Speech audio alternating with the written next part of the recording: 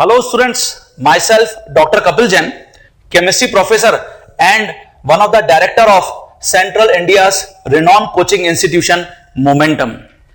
बहुत लंबे waiting period के बाद आज नीट 2020 अल्टीमेटली फिनिश हो गया है और आप सभी स्टूडेंट्स क्वेश्चन जो पेपर है उसको अभी अटेम्प्ट करके आए हैं और मोमेंटम की तरफ से हम कोशिश कर रहे हैं कि आपको जल्दी से जल्दी सभी प्रॉब्लम्स के जो वीडियो सॉल्यूशंस हैं उनको प्रोवाइड किया जाए। जैसा कि उम्मीद थी, ये जो कोरोना पीरियड के कारण क्वेश्चन पेपर इजी आने की, बिल्कुल वैसा ही हुआ। मैंने अभी जो केमिस्ट्री का क्वेश्चन पेपर देखा है उसमें ऑलमोस्ट ऑल 45 जो प्रॉब्लम्स हैं वो डिफिकल्ट प्रॉब्लम्स तो नहीं माने जा सकते, इजी और मीडियम कैटेगरी के ही प्रॉब्लम्स हैं। तो मुझे लगता है आप सभी स्टूडेंट्स का जो क्वेश्चन पेपर है NEET 2020 chemistry, physics and biology बहुत अच्छा हुआ होगा।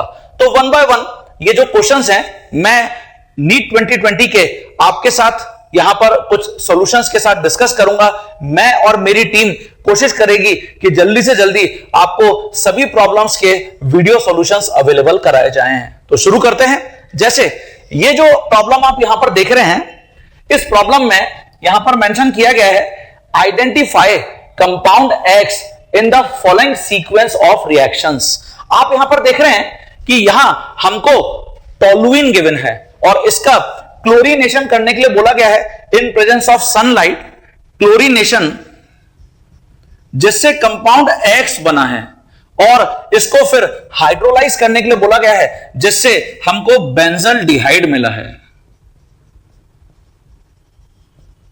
तो अब आपसे पूछा गया है, बताइए यहां पर कंपाउंड एक्स क्या है? क्या वो क्लोरोबेंजीन है या बेंजाइल क्लोराइड है या बेंजल क्लोराइड है या बेंजो ट्राइक्लोराइड है? तो देखिए, अगर मैं मोनोक्लोरीनेशन करता हूं टोलुइन का, मोनोक्लोरीनेशन, इसका मतलब यह हुआ कि मैं यहां पे टोलुइन को रिएक्ट कराऊंगा हैलोजन के साथ इन प्रेजेंस ऑफ सनलाइट। ये फ्री रेडिकल सब्स्टिट्यूशन रिएक्शन होगा तो यहां HCl एलिमिनेट हो जाएगा और हमको यहां बेंजाइल क्लोराइड मिल जाएगा। लेकिन जब मैं बेंजाइल क्लोराइड को यहां हाइड्रोलाइज कराऊंगा, टेंपरेचर हमको यहां पर गिवन है 373 केल्विन, तो ऑब्वियसली यहां जब वाटर के साथ आप इसको रिएक्ट कराओगे तो HCl एलिमिनेट हो जाएगा। ये देखिए HCl हम यहां पर एलिमिनेट कर देते हैं और यहां हमको बेंजाइल अल्कोहल मिल जाएगा। ये बेंजाइल अल्कोहल है, लेकिन हमको जो प्रोडक्ट यहां पर गिवन है आफ्टर हाइड्रोलिसिस वो बेंजल डिहाइड है। इसका मतलब यह हुआ कि यहां मैं जो बेंजाइल क्लोराइड आंसर है एक्स की तरीके से उसको डिफाइन नहीं कर सकता। अब इसका मतलब अगर मैं यहां पर डाई क्लोरीनेशन करता हूं, तो अगर मैं डाई क्लोरीनेशन करता हूं टोलुइन का, तब मुझे लगता है कि हमारा जो आंसर है वो यहां पर आ जाएगा। ये देखिए, ये मैंने हेलोजन के साथ इसको रिएक्ट कराया इन प्रेजेंस ऑफ सनलाइट और यहां HCl को हमने एलिमिनेट कर दिया। ये मैंने HCl को एलिमिनेट कर दिया तो 2HCl एलिमिनेट हो गए और हमको यहां जो X कंपाउंड है वो ये मिल गया। ये बेंजल क्लोराइड है और ये जो बेंजल क्लोराइड है इसको मैं यहां पर X डिफाइन कर रहा हूं और इसके बाद इसको वाटर के कांटेक्ट में लाने के लिए बोला जा रहा है 373 केल्विन टेंपरेचर के ऊपर। तो इस सिचुएशन में ये जो दोनों हैलोजन हैं, अच्छे लिविंग ग्रुप, ये वाटर मॉलिक्यूल के साथ रिएक्ट करेंगे और यहां HCl हम एलिमिनेट कर देंगे। तो अगर मैं HCl एलिमिनेट करूंगा, ये HCl एलिमिनेट हो गया तो इससे हमको प्रोडक्ट ये देखने को मिलेगा। ये देखिए, unstable jam diol, it is unstable jam diol. और ये जो अनस्टेबल जैम डायोल है इसके अंदर से वाटर इमीडिएटली एलिमिनेट हो जाएगा because it is unstable molecule. तो यहां से मैं वाटर को एलिमिनेट कर दूंगा। तो जब मैं वाटर को एलिमिनेट कर रहा हूं तो हमको बेंजल डिहाइड मिल रहा है जो इस प्रॉब्लम में प्रोडक्ट ऑलरेडी गिवन है, बेंजल्डिहाइड। तो आपसे एक्स पूछा गया था यहां पर, और इसलिए हम जो एक्स है वो यहां पर 3 को रिपोर्ट करेंगे, मतलब 3 is correct answer.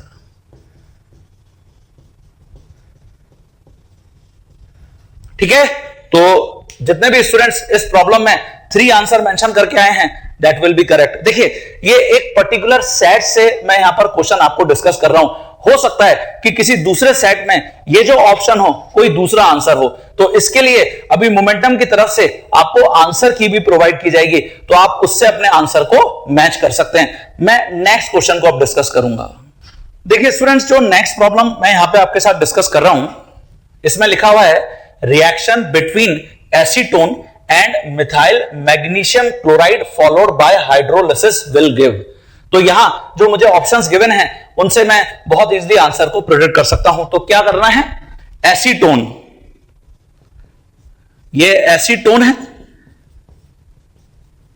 This is acetone, और इसके यहां पर पोलरिटी के कारण कार्बोनिल ग्रुप में पोलरिटी है, तो ये ऐसे प्रेजेंट है, और इसको हम यहां पर रिएक्ट करा रहे हैं मिथाइल मैग्नीशियम क्लोराइड के साथ। ये देखिए, मिथाइल मैग्नीशियम क्लोराइड के साथ, तो ऑब्वियसली यहां न्यूक्लियोफिलिक एडिशन रिएक्शन होगा, न्यूक्लियोफिलिक एडिशन रिएक्शन। तो जो न्यूक्लियोफाइल है, it will attack on this carbonyl carbon, और ऑक्सीजन के साथ यहां MgCl कनेक्ट हो जाएगा।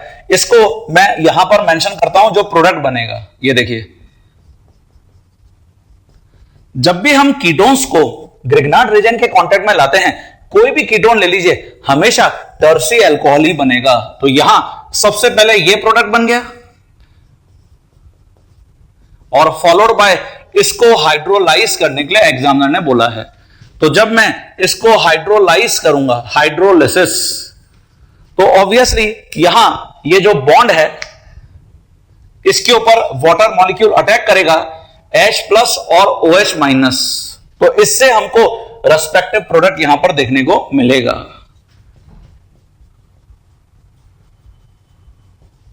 ये देखिए, ये टर्शियरी ब्यूटाइल अल्कोहल बन गया, और प्लस जो MgCl है उसके साथ यहां OH ग्रुप डिपार्ट कर जाएगा। तो tertiary butyl alcohol is ultimate product. Where is this option? Option 3 यहां पर सही है, तो यहां आपको लिखना है 3 इज करेक्ट आंसर।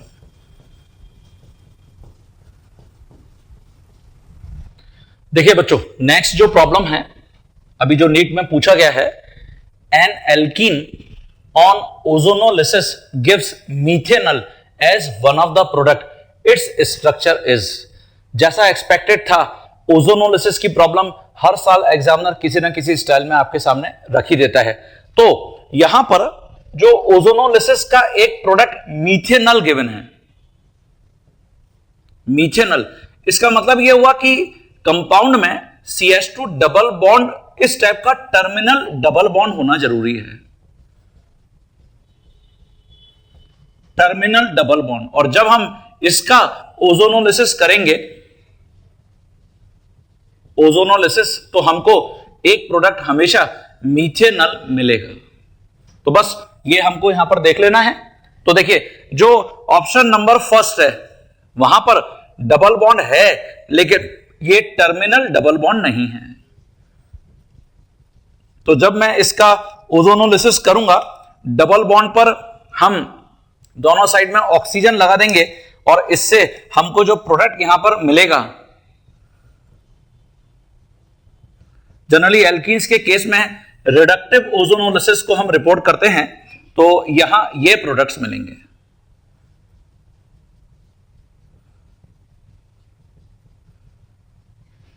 ये देखिए, इसकी जगह जो सेकंड ऑप्शन है उसके अंदर हम इस टाइप का एक यहां पर एल्कीन देख रहे हैं, और जब मैं इसका ओजोनोलिसिस करूंगा तो ये जो डबल बॉन्ड रिंग में है ये ओपन हो जाएगा, तो इससे हमको प्रोडक्ट मिलेगा।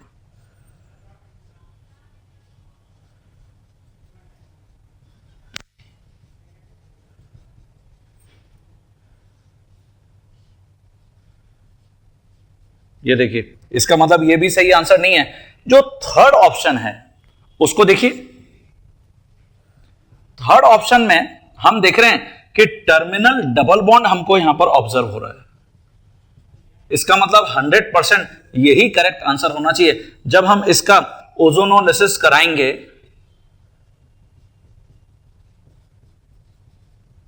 तो अगर हम इसका रिडक्टिव ओजोनोलिसिस करते हैं तो डबल बॉन्ड पर पेन रखकर दोनों साइड में ऑक्सीजन हम प्लेस कर देंगे। इससे क्लियरली हमको प्रोडक्ट्स दिख रहे हैं।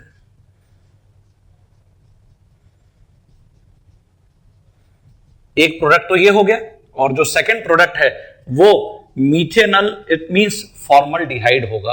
ओके, तो इसलिए हमको यहां थर्ड आंसर को सही बताना है। 3 is correct answer. 3 is correct answer.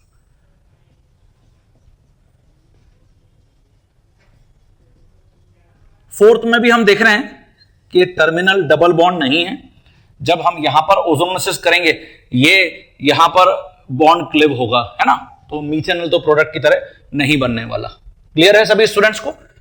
Next जो प्रॉब्लम है स्टूडेंट्स, उसको हम यहां पर डिस्कस करते हैं। Anisole on cleavage with HI gives. जैसा कि जीजल्स टेक्निक में हमने पढ़ा है, जो बहुत फेमस टेक्निक है और क्लास में भी तुमको बार बार बताया जाता है, तो ये जीजल्स टेक्निक है जिसमें हम एल्कोक्सी ग्रुप को डिसाइड करते हैं। तो देखिए, एग्जामिनर ने इसके ऊपर प्रॉब्लम पूछा है। एनीसॉल, सबसे पहले हमको पता होना चाहिए मिथॉक्सी बेंजीन है, ये एनीसॉल है।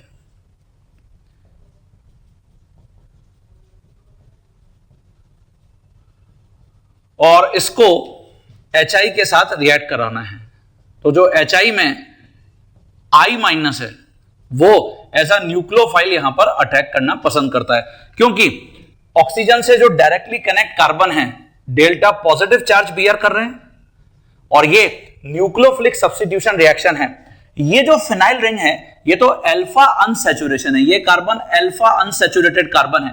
न्यूक्लियोफाइल कभी भी इसको प्रेफर नहीं करता, तो इसलिए I- मिथाइल ग्रुप के ऊपर ही अटैक करेगा। तो ये देखिए, बॉन्ड ऐसे क्लिव हो जाएगा। I- मिथाइल ग्रुप के ऊपर, H+ ऑक्सीजन के ऊपर, तो इससे हमको रेस्पेक्टिव प्रोडक्ट देखने को मिलेगा। तो प्रोडक्ट ये होगा, एक तो बन जाएगा फिनॉल, और प्लस ये बन जाएगा मिथाइल आयोडाइड। ये प्रोडक्ट्स होंगे। तो फिनॉल प्लस मिथाइल आयोडाइड, इसका मतलब यहां पर फर्स्ट ऑप्शन करेक्ट है। तो ये SN2 रिएक्शन मैकेनिज्म है जो लेस स्टेरिकली हिंडर्ड कार्बन है उसके ऊपर न्यूक्लियोफाइल ने अटैक किया। अच्छा, एग्जामिनर ने साइमल्टेनियसली यहां पर इथाइल के साथ भी प्रोडक्ट बनाए। अगर किसी स्टूडेंट ने यहां एनीसॉल को ये गैस कर लिया होता, ये देखिए, जो एक्चुअली फेनिटॉल है,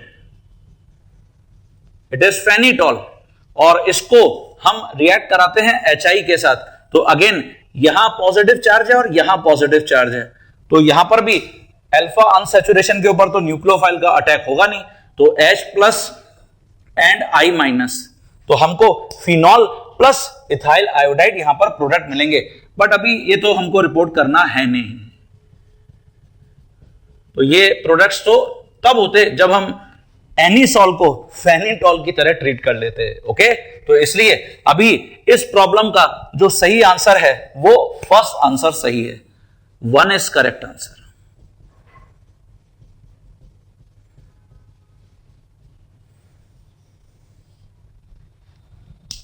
देखो बच्चों, नेक्स्ट जो प्रॉब्लम पूछा गया है, अगेन नेम रिएक्शन, बहुत ही कॉमन और फेमस रिएक्शन वुड्स रिएक्शन के ऊपर पूछा गया है। तो ये ऑलरेडी हमको पता है इस टाइप के ऊपर ही प्रॉब्लम, तो एल्डोल कंडेंसेशन के ऊपर प्रॉब्लम आ ही गया है, ओजोनोलिसिस के ऊपर आ गया है, Wurtz reaction. Which of the following alkane can not be made in good yield by Wurtz reaction. तो वुड्स रिएक्शन से कौन से एल्केन्स को हम गुड यील्ड में नहीं बना सकते? Unsymmetrical alkanes, unsymmetrical alkanes. तो by Wurtz reaction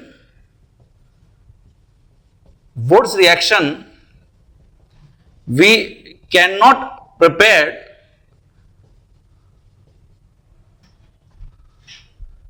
unsymmetrical alkanes in good yield,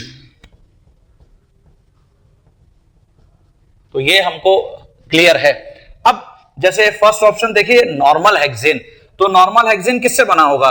ये बना होगा CH3 CH2 CH2X से, मतलब प्रोपाइल हैलाइड से। जब हम इसको सोडियम मेटल के साथ रिएक्ट कराएंगे इन ड्राई ईथर सॉल्वेंट, तो ये नॉर्मल हेक्सेन देगा।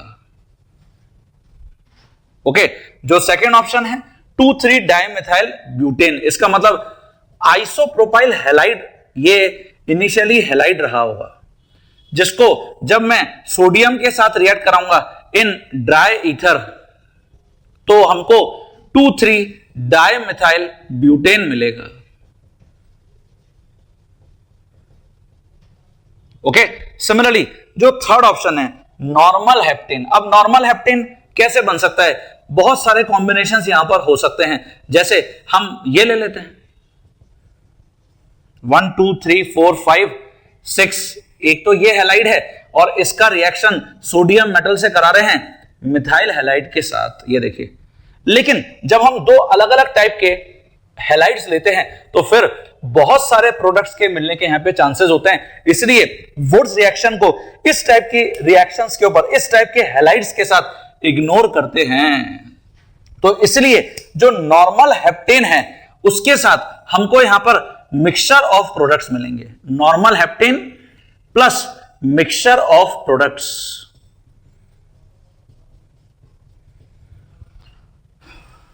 ठीक है, तो अभी जो गुड ईल्ड में प्रोडक्ट नहीं मिलने वाला वो थर्ड आंसर यहां पे सही है।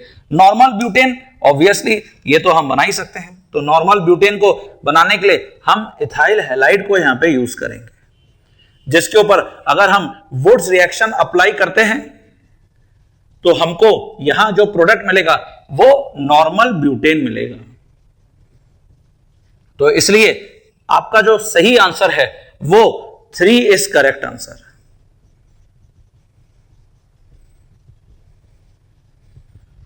ठीक है स्टूडेंट्स, 3 इज करेक्ट आंसर। देखो बच्चों, नेक्स्ट जो प्रॉब्लम है ये कार्बोहाइड्रेट, जो हमने बायोमोलिक्यूल्स के अंदर पढ़े हुए हैं, कार्बोहाइड्रेट्स के ऊपर पूछा गया है और एग्जामिनर ने यहां पे सुक्रोज पूछा है, सुक्रोज ऑन हाइड्रोलिसिस। तो हम ऑलरेडी ये डिस्कस किए हुए हैं कि जो सुक्रोज है, सुक्रोज मेड अप बाय,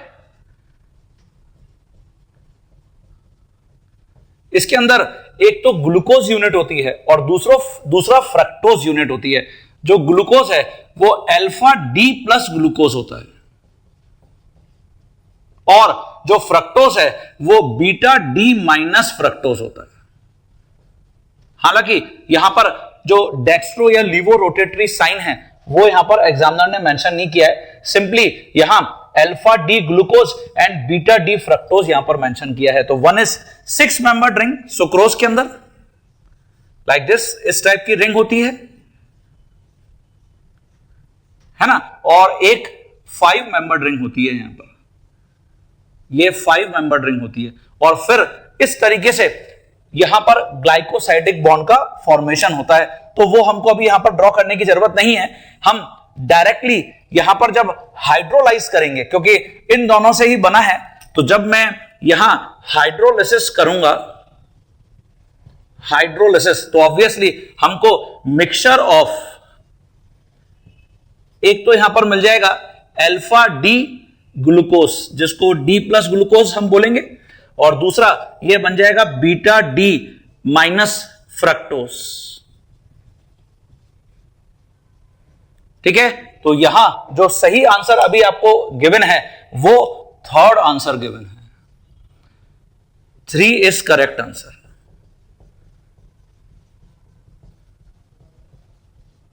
तो हर चैप्टर में से ऑलमोस्ट एग्जामिनर ने एक एक प्रॉब्लम को जरूर वहां सेलेक्ट किया है। देखिए बच्चों, नेक्स्ट जो प्रॉब्लम पूछा गया है, ये पूछा गया विच of the following is a basic amino acid.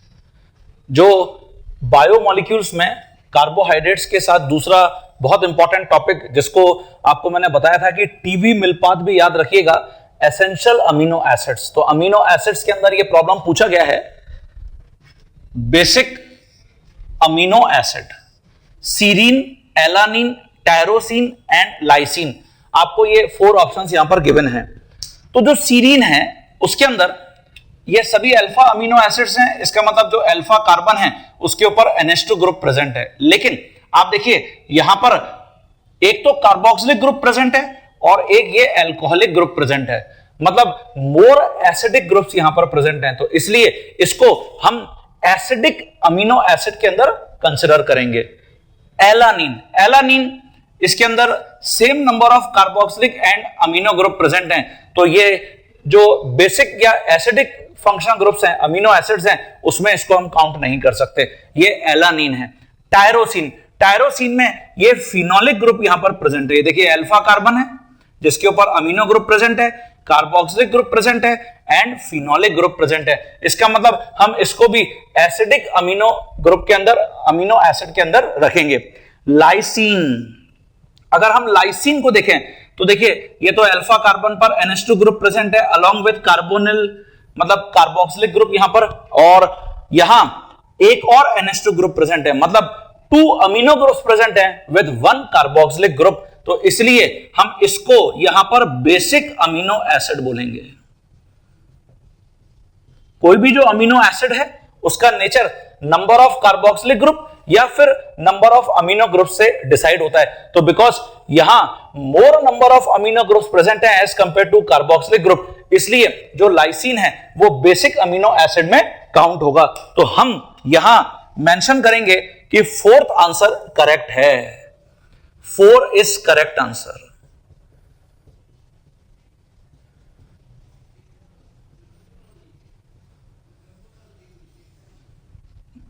Okay, तो इसको भी आप चेक कर सकते हैं। देखिए बच्चों, जैसे आपसे यहां पर पूछ रहा है which of the following is a natural polymer. ये आपको पॉलीमर चैप्टर के अंदर से प्रॉब्लम देखने को मिला है। तो एक प्रॉब्लम बायोमोलिक्यूल कार्बोहाइड्रेट्स में से आ गया है, एक प्रॉब्लम अमीनो एसिड्स में से एग्जामिनर ने पूछ लिया है, और एक प्रॉब्लम पॉलीमर्स में से आपसे पूछ रहा है। तो नेचुरल पॉलीमर आपसे पूछ रहा है यहां पे, नेचुरल पॉलीमर।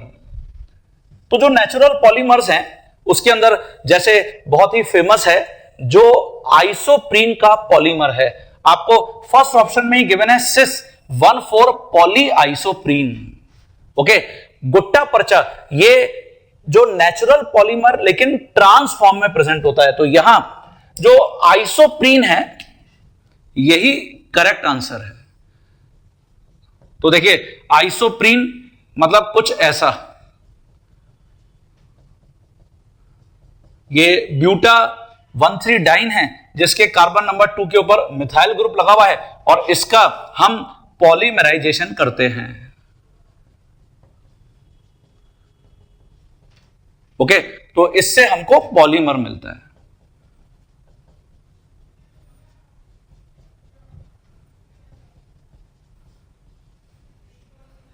ये सिस पॉली आइसोप्रीन है। ठीक है, तो इसलिए यहां पर आपको फर्स्ट आंसर को रिपोर्ट करना है। लेकिन ऑप्शंस में जैसे देख लें वहां पे पॉली ब्यूटाडाइन स्टाइरीन, तो ब्यूटाडाइन और स्टाइरीन,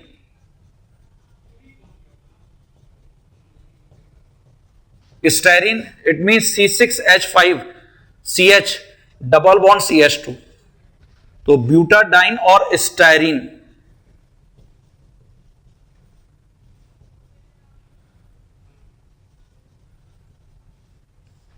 तो ऑब्वियसली ये नेचुरल पॉलीमर नहीं है, ये तो सिंथेटिक पॉलीमर है, या फिर पॉलीब्यूटाडाइन।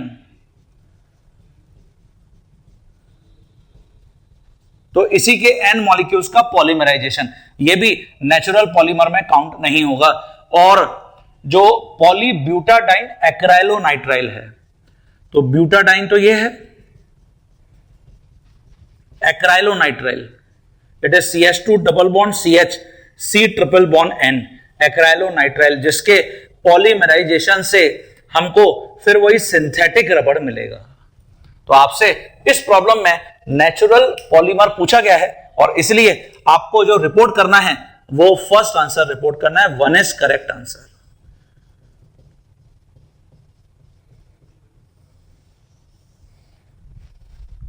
देखिए स्टूडेंट्स, नेक्स्ट प्रॉब्लम ये पूछा गया है, paper chromatography is an example of. जो आपका ऑर्गेनिक केमिस्ट्री के अंदर सेगमेंट है जहां पर हम क्वांटिटेटिव एंड क्वालिटेटिव एनालिसिस पढ़ते हैं ऑर्गेनिक कंपाउंड्स का, उसमें क्रोमेटोग्राफिक टेक्निक्स जो हैं उसके ऊपर ये बेस प्रॉब्लम आपसे पूछा गया है। तो जैसा मैंने आपको बताया कि एग्जामिनर ने कोशिश किया है कि हर चैप्टर जो है उसमें से एटलीस्ट एक प्रॉब्लम को तो जरूर उठाया जाए। तो पेपर क्रोमेटोग्राफी ये फैक्चुअल क्वेश्चन है, ये पार्टीशन क्रोमेटोग्राफी का एग्जांपल है। तो यहां हम सॉल्यूशन में मेंशन करेंगे paper chromatography, paper chromatography is an example of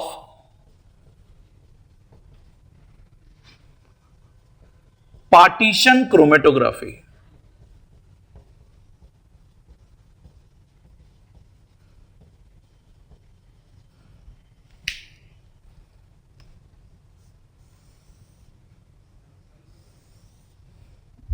okay, देखिए स्टूडेंट्स, नेक्स्ट जो प्रॉब्लम है वो केमिकल बॉन्डिंग के ऊपर पूछा गया है। Identify a molecule which does not exist. और does not exist it means अगर मैं सभी का बॉन्ड ऑर्डर यहां पर कैलकुलेट करता हूं और किसी भी केस में बॉन्ड ऑर्डर 0 आ जाएगा तो फिर वो मॉलिक्यूल एग्जिस्ट नहीं करेगा। तो वन बाय वन सभी ऑप्शंस को हमको चेक करना चाहिए यहां पे। जैसे He2, total number of electrons, total number of electrons यहां पे 4 हैं और इसलिए sigma 1s2 and sigma star 1s2। तो यहां जो बॉन्डिंग इलेक्ट्रॉन्स है और एंटी बॉन्डिंग इलेक्ट्रॉन्स हैं Nb एंड Na, उनकी वैल्यू इक्वल है, दोनों में 2 है। तो जब तुम बॉन्ड ऑर्डर कैलकुलेट करोगे तो 1/2 2 - 2 हो जाएगा, इसका मतलब 0 हो जाएगा।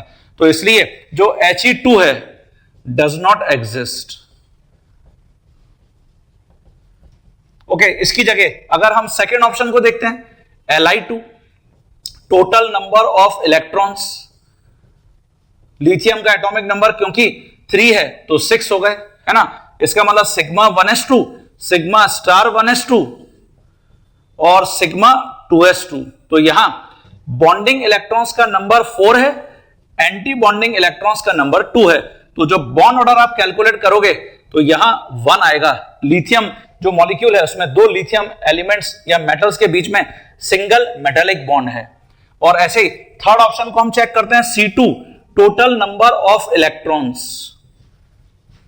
तो कार्बन का एटॉमिक नंबर 6 है इसलिए यहां पे 12 हो गए। तो हम इसको मेंशन कर सकते हैं sigma 1s2, sigma star 1s2, sigma 2s2, sigma star 2s2। और आफ्टर दैट अगर हम यहां पर इंटरन्यूक्लियर एक्सिस के ऊपर Z को अज्यूम कर रहे हैं तो फिर सबसे पहले हम लिखेंगे सिग्मा 2pZ2। तो 2 4 6 8 10, उसके बाद पाई 2px, पाई 2py, ये देखिए तो यहां 1 1 हो गए। इसके अकॉर्डिंग यहां पर जो बॉन्डिंग इलेक्ट्रॉन्स हैं उनका नंबर 2 4 6 7 8 और जो एंटी बॉन्डिंग इलेक्ट्रॉन्स हैं उनका नंबर 4। तो बॉन्ड ऑर्डर हम यहां पर कैलकुलेट कर सकते हैं, 2 आएगा, कार्बन कार्बन के बीच में डबल बॉन्ड है तो ये एग्जिस्ट करता है। ऐसे ही अगर हम फोर्थ एग्जांपल को देखें तो वो O2 मॉलिक्यूल है, टोटल नंबर ऑफ इलेक्ट्रॉन्स, यहां पर ऑक्सीजन का एटॉमिक नंबर 8 है तो 16 होंगे। इसके अकॉर्डिंग हम पूरा एमओ डायग्राम लिख सकते हैं। तो जब हम यहां पर भी बॉन्ड ऑर्डर कैलकुलेट करेंगे तो 2 आएगा। ऑक्सीजन ऑक्सीजन के बीच में भी डबल बॉन्ड होता है। तो आपको यहां पर फर्स्ट आंसर को मेंशन करके आना था। He2 ऐसा मॉलिक्यूल है जो एग्जिस्ट नहीं करता, तो इसलिए first is correct answer.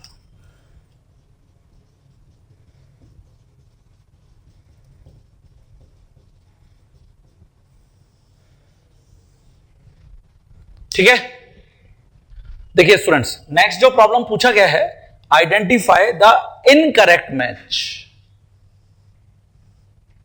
Correct नहीं, इनकरेक्ट मैच पूछा गया है और पीरियोडिक टेबल का प्रॉब्लम है। नेम IUPAC ऑफिशियल नेम के साथ मैच करने हैं। फर्स्ट जो ऑप्शन है उन निल उनियम 101 एटॉमिक नंबर है जो मेंडेलिवियम का ही होता है। उन निल ट्रियम 103 लॉरेंशियम का ही होता है। उन निल हेक्सियम 106 सीबोर्जियम का ही होता है। उनियम इट मींस 111 यहां ऑप्शन में गिवन है डर्मस्टेडियम।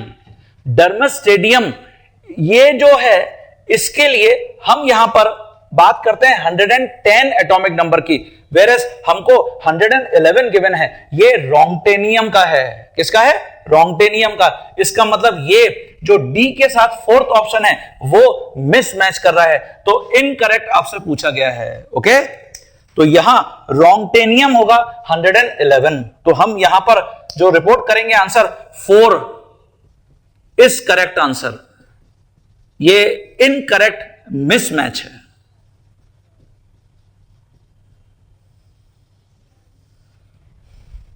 देखिए स्टूडेंट्स, नेक्स्ट जो प्रॉब्लम है ये पूछा गया है which of the following set of molecules will have zero dipole moment. Zero dipole moment इसका मतलब केमिकल बॉन्डिंग का ये प्रॉब्लम है और हमको यहां पर कुछ मॉलिक्यूल्स गिवन है। हमको ये चेक करना होगा कि इनमें से सिमेट्रिकल मॉलिक्यूल्स कौन से हैं। जो भी सिमेट्रिकल मॉलिक्यूल्स होंगे उनके डाइपोल मोमेंट जीरो होंगे। तो जितने भी ऑप्शंस गिवन है उसमें जो हमको यहां पर मॉलिक्यूल्स गिवन है, जैसे अमोनिया गिवन है, ये अनसिमेट्रिकल मॉलिक्यूल है तो म्यू रिजल्टेंट सम वैल्यू होगी। बेरिलियम डाइफ्लोराइड ये लीनियर मॉलिक्यूल है और यहां जो रिजल्टेंट डाइपोल मोमेंट होगा वो जीरो होगा, म्यू रिजल्टेंट जीरो होगा। नेक्स्ट वाटर, ये फिर अनसिमेट्रिकल मॉलिक्यूल है तो इसका जो म्यू रिजल्टेंट होगा सम वैल्यू, वी शेप होता है, अनसिमेट्रिकल मॉलिक्यूल है। 1,4 डाइक्लोरोबेंजीन, तो देखिए 1,4 डाइक्लोरोबेंजीन जो थीटा है 180 डिग्री है यहां पर, इसका मतलब हम कॉस थीटा इसको -1 यहां पर डिफाइन कर सकते हैं और जब मैं म्यू रिजल्टेंट यहां पर कैलकुलेट करने जाऊंगा तो जीरो वैल्यू आएगी। दोनों जो बॉन्ड डाइपोल हैं कार्बन क्लोरीन का वो अपोजिट साइड में ऐड कर रहे हैं तो म्यू रिजल्टेंट जीरो होगा। इसके बाद हमको गिवन है बोरॉन ट्राइफ्लोराइड। अगर हम बोरॉन ट्राइफ्लोराइड को देखें ये फिर सिमेट्रिकल मॉलिक्यूल है, इसका मतलब यह हुआ कि इसका जो म्यू रिजल्टेंट है वो जीरो आएगा। नेक्स्ट हमको गिवन है यहां पे कार्बन डाइऑक्साइड, तो देखिए CO2 ये कार्बन डाइऑक्साइड ये भी सिमेट्रिकल मॉलिक्यूल है, बॉन्ड डाइपोल्स ऑक्सीजन वाले यहां पे ऑक्सीजन की तरफ ऐड कर रहे हैं तो म्यू रिजल्टेंट जीरो आएगा। और हमको गिवन है यहां पे 1,3 डाइक्लोरोबेंजीन, 1,3 डाइक्लोरोबेंजीन या मेटा डाइक्लोरोबेंजीन, इसका मतलब यहां म्यू रिजल्टेंट की कुछ वैल्यू आएगी। जो बॉन्ड एंगल है वो 120 डिग्री का यहां पर हो रहा है ना, तो म्यू रिजल्टेंट यहां पर some value.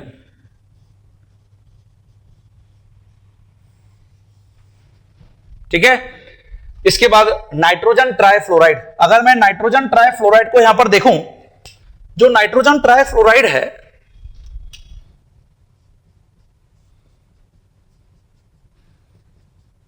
Bond pair dipole acting towards fluorine, lone pair dipole ये अपवर्ड साइड में यहां पर ऐड कर रहा है तो डेफिनेटली यहां म्यू रिजल्टेंट की वैल्यू लो है बट जीरो नहीं है और हमसे जीरो डाइपोल मोमेंट पूछा गया है।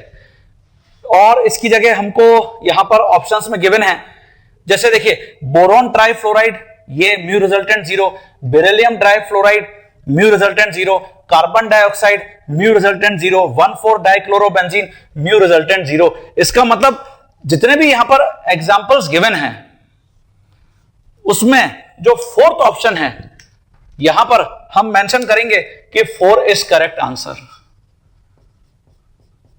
4 के अंदर जितने भी यहां पर मॉलिक्यूल्स गिवन हैं सभी का रिजल्टेंट डाइपोल मोमेंट जीरो है। यहां पे जैसे हमको सेकेंड ऑप्शन में हाइड्रोजन फ्लोराइड भी यहां पर गिवन है, तो hydrogen fluoride it has some dipole moment, fluorine is more electronegative than hydrogen, तो म्यू रिजल्टेंट सम वैल्यू यहां पर होगी। तो ये जितने भी हमको यहां पर मॉलिक्यूल्स गिवन थे, वन बाय वन हमने सभी के रिजल्टेंट डायपोल मोमेंट को एनालाइज कर लिया है। हाँ स्टूडेंट्स, जो नेक्स्ट प्रॉब्लम पूछा गया है, the calculated spin only magnetic movement of chromium +2 ion. Generally इस टाइप की प्रॉब्लम्स हम कोऑर्डिनेशन केमिस्ट्री के अंदर अटेंड करते हैं, या फिर spin only magnetic movement formula जो है एटॉमिक स्ट्रक्चर में भी हमने डिस्कस किया है। तो जैसे यहां जो मैग्नेटिक मूवमेंट के लिए फॉर्मूला है,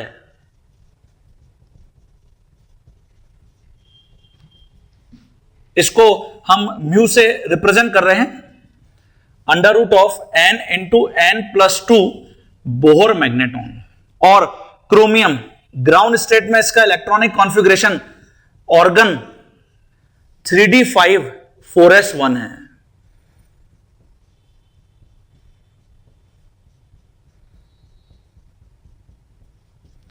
और अगर मुझे क्रोमियम +2 बनाना है, it means we have to subtract 2 electron, तो 1 electron from 4s, other electron from 3d, तो chromium +2 its configuration is now argon 3d4।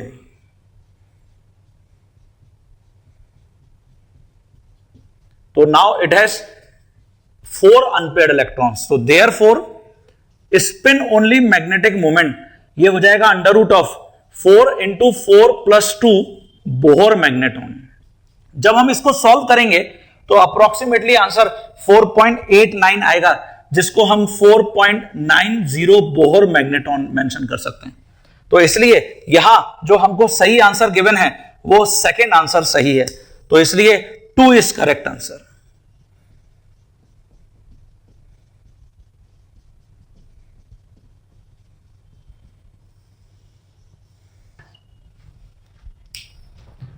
हाँ बच्चों, नेक्स्ट जो प्रॉब्लम नीट में अभी पूछा गया है, ये पीरियोडिक प्रॉपर्टीज जो हम पढ़ते हैं आयोनाइजेशन एनर्जी और उसकी एप्लीकेशंस में, या फिर इनऑर्गेनिक केमिस्ट्री के अंदर जो एस ब्लॉक एलिमेंट्स या पी ब्लॉक एलिमेंट्स हैं, उनके ऑक्साइड्स गिवन है और उनका नेचर आपसे पूछा गया है। तो जैसे जो कार्बन मोनोऑक्साइड है, बहुत ही फेमस है, ये तो न्यूट्रल ऑक्साइड की कैटेगरी में आता है, तो कार्बन मोनोऑक्साइड ये ए ऑप्शन सेकंड से मैच होगा। ऐसे ही अगर हम इसकी जगह बात करते हैं barium oxide, alkaline earth metal का ऑक्साइड है, तो ये बेसिक कैटेगरी में आएगा, बेसिक ऑक्साइड होगा। Al2O3 ये तो ऑब्वियसली एम्फोटेरिक नेचर का होता है, और जो नॉन मेटल के ऑक्साइड्स होते हैं विद हायर ऑक्सीडेशन स्टेट वो जनरली एसिडिक होते हैं। तो इसलिए यहां हमको करेक्ट ऑप्शन पूछा गया था, करेक्ट ऑप्शन। तो देखिए जो ए ऑप्शन है वो सेकंड से मैच कर रहा है, तो बस ये तो ए सेकंड से मैच कर रहा है, इसके अलावा और कोई ऐसा ऑप्शन गिवन ही नहीं है, तो सीधे सीधे हमारा जो आंसर है वो 2 है। तो बी के साथ यहां पे फर्स्ट आएगा, सी के साथ यहां फोर्थ आएगा, डी के साथ यहां पे थर्ड आएगा, ठीक है। तो इसलिए 2 is correct answer.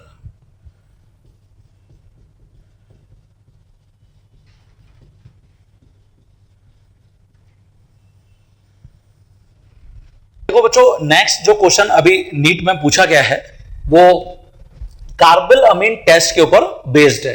Which of the following amine will give the carbylamine test.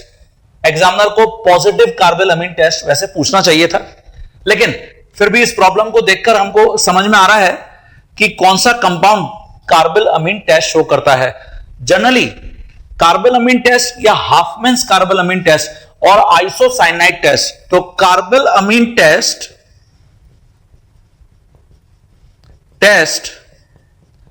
is mainly shown by primary aliphatic और प्राइमरी एरोमेटिक अमीन्स। ये कॉन्सेप्ट बहुत इंपॉर्टेंट है। प्राइमरी एलिफेटिक या प्राइमरी एरोमेटिक अमीन्स ही कार्बल अमीन टेस्ट शो करते हैं, positive test show करते हैं। तो यहां हमको ढूंढना चाहिए कि प्राइमरी एरोमेटिक अमीन कौन सा है। जो फर्स्ट ऑप्शन गिवन है एनिलीन, ये प्राइमरी एरोमेटिक अमीन है। जो सेकंड ऑप्शन गिवन है एन मिथाइल एनिलीन, ये सेकेंडरी एरोमेटिक अमीन है।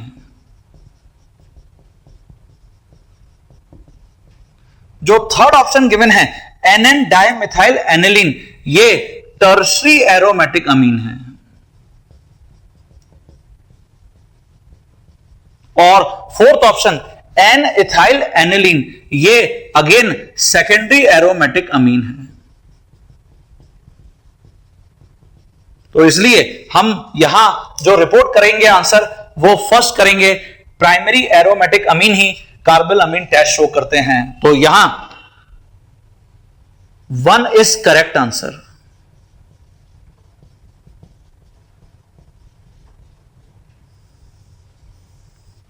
इसकी जगह जो नेक्स्ट प्रॉब्लम है उसमें यह पूछा गया है reaction between benzaldehyde and acetophenone in presence of dilute NaOH. Benzaldehyde, it means C6H5CHO. No alpha hydrogen. But acetophenone, it is CH3C double bond O C6H5.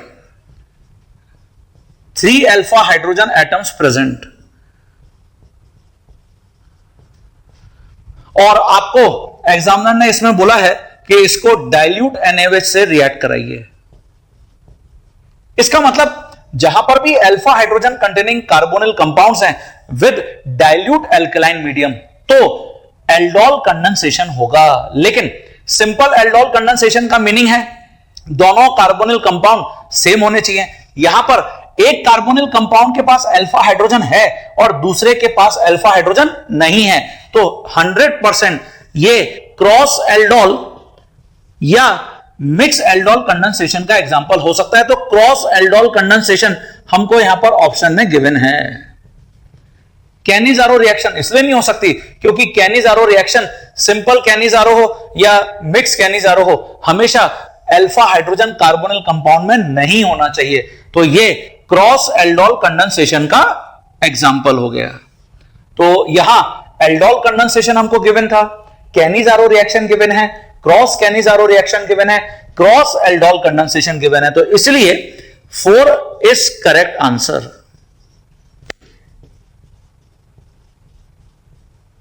Four यहां पर करेक्ट आंसर होगा। ठीक है स्टूडेंट्स, तो आपको यह आंसर टिक करना था, क्रॉस एल्डोल कंडेंसेशन। देखिए नेक्स्ट जो प्रॉब्लम पूछा गया है बच्चों, a tertiary butyl carbocation is more stable than a secondary butyl carbocation because of which of the following? Tertiary butyl carbocation, it is very popular carbocation और इसका comparison secondary butyl carbocation से करने के लिए बोला गया है। यह सेकेंडरी ब्यूटाइल कार्बोकेटाइन है। जब भी हम कार्बोकेटाइन की स्टेबिलिटी को चेक करते हैं हमेशा रेजोनेंस को सबसे पहले चेक करते हैं, लेकिन यहां पे ना तो पाई इलेक्ट्रॉन पेयर है ना लोन पेयर है, तो यहां अभी रेजोनेंस तो नहीं हो रहा है। उसके बाद फिर हम हाइपर कॉन्जुगेशन पे आते हैं जो number of alpha hydrogen atom के ऊपर डिपेंड करता है। तो देखिए ये अल्फा कार्बन, ये अल्फा कार्बन, ये अल्फा कार्बन, ये टर्शियरी ब्यूटाइल कार्बोकेटाइन है।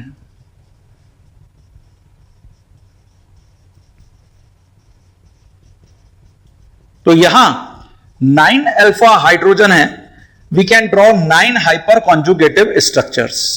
सिमिलरली जो सेकेंडरी ब्यूटाइल कार्बोकेटाइन है,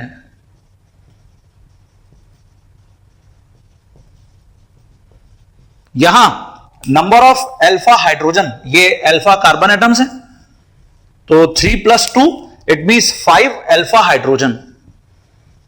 it means we can draw 5 hyper conjugative structures. तो इससे समझ में आ रहा है tertiary butyl carbocation more stable है। On the basis of hyper conjugation हम इसको एक्सप्लेन कर सकते हैं, secondary butyl carbocation less stable है। ये देखिए, तो यहां आपको जो ऑप्शंस गिवन है, -I effect of methyl group, ये तो वैसे भी नहीं हो सकता, जो एल्काइल ग्रुप्स हैं उनका तो +I इफेक्ट होता है, +R effect of methyl group. Alkyl groups can show +R effect but only on benzene ring, यहां बेंजीन रिंग तो है ही नहीं, -R इफेक्ट ये शो ही नहीं करते, इसीलिए यहां 4 आंसर जो है वो करेक्ट आंसर है। हमको यहां मेंशन करना है 4 इज करेक्ट आंसर।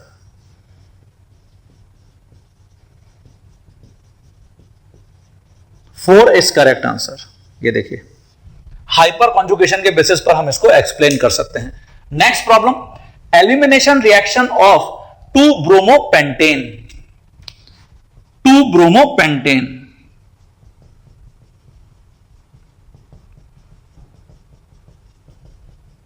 इसका मतलब ये कार्बन नंबर 2 है जिसके ऊपर ब्रोमीन प्रेजेंट है, और इससे आपको जो प्रोडक्ट मिल रहा है पेंट-2इन मिल रहा है। This is pent two ene.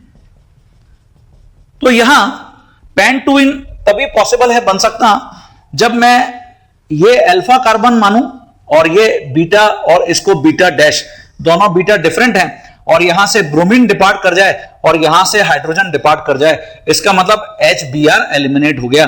तो ये डीहाइड्रोहेलोजिनेशन रिएक्शन है।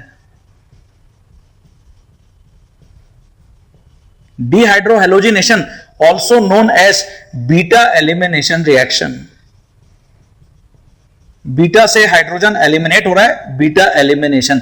एंड यहां पेंट-2इन मेजर प्रोडक्ट है, इसको हम सेटजेफ रूल या जेटसेफ रूल से एक्सप्लेन करते हैं। जो नंबर ऑफ अल्फा हाइड्रोजन, ये देखिए पेरेंट एल्कीन के ऊपर यहां 5 अल्फा हाइड्रोजन एटम है, 5 हाइपर कॉन्जुगेटिव स्ट्रक्चर्स, ये मोर स्टेबल एल्कीन है।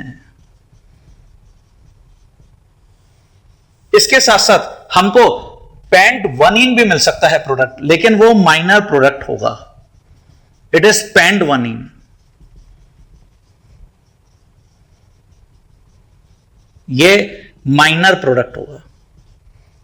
तो प्रोडक्ट की जो स्टेबिलिटी है उसको हम यहां एक्सप्लेन कर रहे हैं सेटजेफ या जेटसेफ रूल से। तो इसलिए बीटा एलिमिनेशन रिएक्शन है, बिल्कुल सही है, फॉलोज जेटसेफ रूल, बिल्कुल सही है, डीहाइड्रोहेलोजिनेशन रिएक्शन है, बिल्कुल सही है। तो ये जो ऑप्शन में गिवन है, फर्स्ट ऑप्शन में गिवन है ABC, तो इसलिए हमको यहां पर फर्स्ट आंसर को सही बताना है, 1 इज करेक्ट आंसर।